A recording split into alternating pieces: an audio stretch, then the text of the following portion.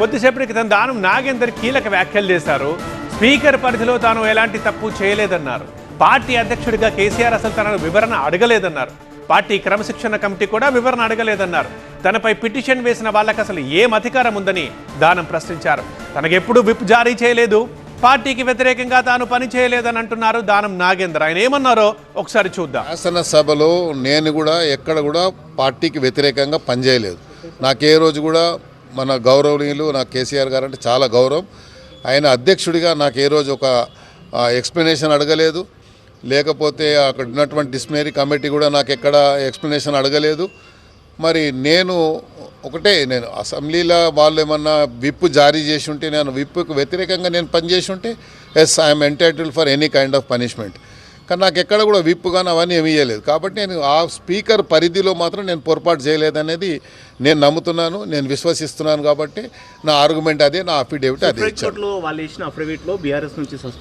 ఇప్పుడు వేసిన వాళ్ళకి ఏం అధికారం ఉంది అని నేను అడుగుతున్నాను. ఇప్పుడు ఎందుకు ఇప్పటిదాకా అడగలేదు, మీరు చెప్పారు కాబట్టి అడుగుతున్నాను. నన్ను అడగాల్సింది నా అధికారం ఎవరికి ఉండే, గౌరవ అధ్యక్షులు కేసీఆర్ గారికి ఉండే. వేసిన వాళ్ళకి ఇప్పుడు ఏం అధికారం ఉంది? వాళ్ళకి ఏమన్నా మ్యాండేట్ ఇచ్చారా, లేకుంటే వాళ్ళకి ఏమన్నా అథారిటీ ఇచ్చారా? వాళ్ళకి ఏం లేదు. వాళ్ళు కూడా నా లేకనే ఒక ఎమ్మెల్యేలు వేసిన వాళ్ళు ఒక ఎమ్మెల్యేలు పార్టీ తరఫున వేయలేదు, వాళ్ళు వ్యక్తిగతంగా వాళ్ళు వేశారు. నేను నా వ్యక్తిగతంగా నాది అఫిడేవిట్ నేను వేశాను. సో నేను I'm not scared for anything. నేను అదే మళ్ళీ చెప్తా ఉన్నాను.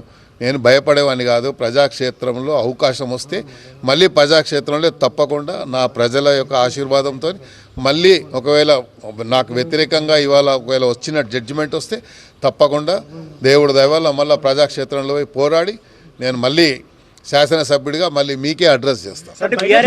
స్పీకర్ గారి జ్యూరిడిక్షన్లో నేనేం పొరపాటు చేయలేదని స్పీకర్ గారికి ఇచ్చాను. నేను జస్టిఫై చేసుకున్నాను దాన్ని. మరి నేను ఎందుకు జస్టిఫై చేశానంటే నేను ఇచ్చిన స్టేట్మెంట్ కరెక్ట్ అని నేను నమ్ముతున్నాను. ఎందుకంటే స్పీకర్ గారి జ్యూరిడిక్షన్లో నేను తప్పు చేయలేదు కాబట్టి నాకు ఆ విశ్వాసం. అయినా సరే స్పీకర్ గారు నాకు వ్యతిరేకంగా నిర్ణయం తీసుకుంటే డెఫినెట్లీ వెల్కమ్. నేను చెప్పేది ఏంది, నేను అక్కడ నుంచి నా వ్యక్తిగతంగా నేను మెంబర్షిప్ తీసుకోలేదు, ఇక్కడ నా మెంబర్షిప్ వదులుకోలేదు. సో కాన్ఫ్లిక్ట్ ఏముంది? టిల్ ది లాస్ట్ డేట్ నేను పార్లమెంట్లో పోటీ చేసిన తర్వాత కూడా నా శాలరీ నుంచి బీఆర్ఎస్ పార్టీకి ఏదైతే డిడక్షన్ అవుతుందో మా పార్టీది ఫండ్ అది కట్ అయింది. But they are not suppose to take that. ఇవన్నీ సరే, ఇక లీగల్గా పాయింట్స్ మనం చెప్పకూడదు. స్పీకర్ గారు ఏమి ఇస్తారో అనేది మీకు ఎంత యాంగ్జైటీ ఉందో నాకు కూడా అంతే యాంగ్జైటీ ఉంటుంది, న్యాచురల్ అది. సో నేను యాంగ్జైటీ ఉన్నా పోరాటం చేసేవాడిని. పోరాటంలో యుద్ధంలో ఒక పులి లేక పోరాడుకుంటూ వచ్చాను, మళ్ళీ అదే పోరాటం కొనసాగింది.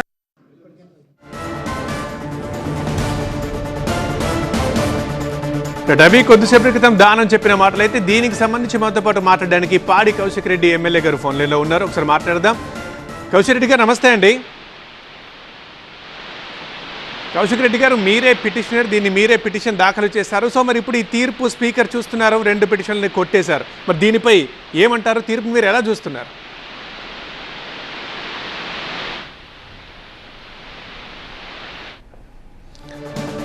అది దానం నాగేందర్ స్పీకర్ తీర్పు ఇవ్వడానికి ముందు మనం చెప్పిన మాటలు మనం చూసాము. ఇక్కడ నేనైతే స్పీకర్ జ్యూరిడిక్షన్ ఆ పరిధిలో ఎట్లాంటి తప్పు చేయలేదు, అండ్ నాకు బీఆర్ఎస్ పార్టీ క్రమశిక్షణ కమిటీ కానీ అండ్ కేసీఆర్ కానీ నన్ను అసలు వివరణ అడగలేదు.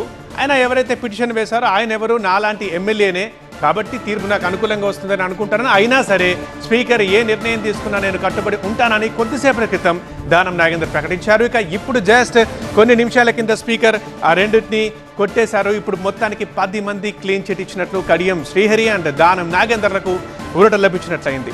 సో 10 మంది ఎమ్మెల్యేల అర్హత అంశంపైకి సంబంధించి స్పీకర్ ఎప్పుడు నిర్ణయం ఇస్తారా, ఏ తీర్పిస్తారని పదే ఉత్కంఠగా చూశారు. అయితే మొదటి 8 మంది విషయంలో కాస్త రిజల్ట్ ఊహించిన ఈ 2 విషయంలో మాత్రం స్పీకర్ ఎలాంటి తీర్పిస్తారని మాత్రం అందరూ ఉత్కంఠగా ఎదురు చూశారు. ఎందుకంటే ఇందులో కడియం శ్రీహరి విషయం చూసుకుంటే కనుక ఆయన కాంగ్రెస్ కండువా కప్పుకోవడం, కాంగ్రెస్ సంబంధించిన అండ్ ప్రభుత్వానికి సంబంధించిన కార్యక్రమాల్లో పాల్గొనడం, కాంగ్రెస్కే ఓటు వేయమని చెప్పడం మనం చూసాం.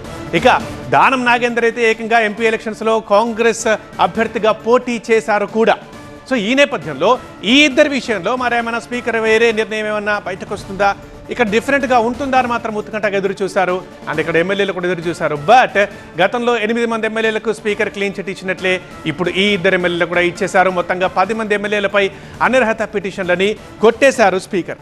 మరి ఇప్పుడు బీఆర్ఎస్ ముందున్న ఆప్షన్లు ఏంటి? ఇందులో బీఆర్ఎస్ అండ్ కొద్ది రోజుల తర్వాత బీజేపీ కూడా ఇంప్లీడ్ అయింది ఈ పిటిషన్లో. మరి ఇప్పుడు ఏం చేయబోతున్నాయి ప్రతిపక్షాలు? ఇటు చూస్తే రేపు విచారణ ఉంది సుప్రీంకోర్టులో. సో విచారణ గడువుకి ముందే ఏదైతే డెడ్ లైన్ ఉందో, సుప్రీంకోర్టు ఇచ్చిన డెడ్ లైన్ రేపటిదాకా, అంతకు ముందే ఇక్కడ స్పీకర్ తీర్పు వెలువరించాలనే డెడ్ లైన్ ఉంది కాబట్టి ఇవాళ స్పీకర్ తీర్పు వెలువరించారు.